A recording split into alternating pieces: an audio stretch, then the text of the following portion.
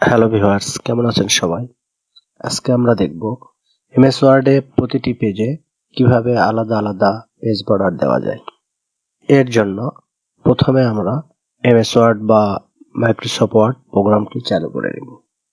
নেওয়ার পরে page layout menu থেকে পেজ বর্ডার অপশনে ক্লিক করব। এরপর আর্ট থেকে আমাদের পছন্দের ডিজাইনটি চয়েস করব, করার পরে ওকে করে দিব। এরপর আমরা চলে আসব আরেকটি নতুন পেজ নেওয়ার জন্য পেজ লেআউট মেনুরে ব্রেকস অপশন থেকে নেক্সট পেজে নতুন পেজ ক্রিয়েট হয়ে গেল। এখন এখানে আমরা কার্সারটি রেখে আবার পেজ বর্ডারে ক্লিক করব।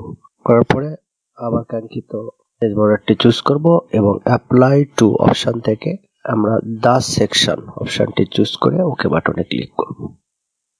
এবার দেখুন আমাদের একই ডকুমেন্টে দুইটা পেজে আলাদা আলাদা পেজ বর্ডার তৈরি হয়ে গিয়েছে। ধন্যবাদ।